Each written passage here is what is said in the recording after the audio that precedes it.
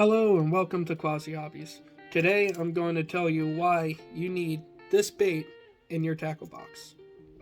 Alright, so how a Squarebill crankbait typically works is they come in two different styles. One with rattles and one without. And either way, it doesn't make a huge difference unless you factor in watercolor and different situations that you might encounter. This particular one that I showed you doesn't have any rattles. It is completely hollow. And this is typically my favorite style to fish in stained and clear water. So, in my particular area, there's a lot of chunk rock and piers and cover that I can fish. What I like to do is I like to fish this crankbait up shallow towards the chunk rock and on the hard rocky bottom, and dragging it across the bottom to make a bunch of noise. Effectively, a rattle can do the same thing, but sometimes a rattle can just add a little too much to it. The strategy is to bounce it off of the cover, to bounce it off the chunk rock, off the bottom, and if you're fishing by a pier, off the pilings. And that is where I am most successful in using crankbaits. But that's just because I have stained water all around me. It's just how my area is. But don't worry, I have tips for the other water clarities as well. For clear water, this one is where it gets a little fun, a little tricky, and adds a little more work into it. So there's clear water, there's typically a lot of grass, right? A lot of tall grass, especially if it's deeper. And this is where you get to play with the diving depths a little bit. The one that I showed you is between 3 and 6 feet, I think. So the trick here is to determine how tall the grass is and how much depth is in between the top of the water and the grass. Because ideally, you want to keep your crankbait just above the grass to try and draw the bass out from their cover.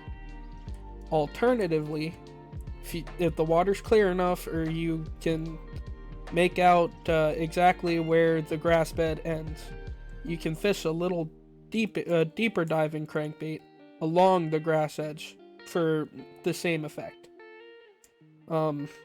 Clear water is really easy. You don't really need to make any noise as long as you have a natural looking bait.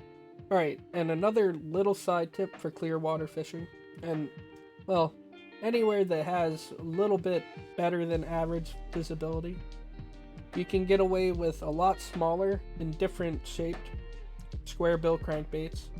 This might not seem like one to you, but this is essentially the same thing, just a lot smaller and a different size.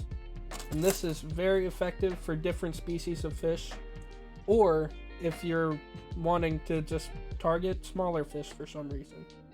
Just because you can't seem to get a normal size one to bite, you can probably get that little shrinky dink on this one. And that's just your little bonus advice. Alright, now for some tips about muddy water. I absolutely hate muddy water, but I can get Squarebill crankbaits to work for me. And this is typically the situation where you want your crankbait to have a rattle. Because obviously, the water visibility is not great. So, what you want to do is the same strategy for stained water. Just bounce your bait off of every piece of structure you can. And just get that rattle going so you can get a fish to try and hone in on those vibrations that you're making, on that sound. And maybe, just maybe, you'll run it right past their face and that vibration will just make them instantly strike. Muddy water is my absolute nemesis, and crankbaits just help me defeat it, but it's not very often. Well guys, if you like this video about why you need a Squarebill crankbait in your tackle box, possibly of different shapes and sizes, then go ahead and hit that thumbs up button, leave a comment, maybe subscribe if you feel like it, and enjoy the rest of your morning, afternoon, evening. of different shapes and sizes in your tackle bag. Well, I just hooked myself.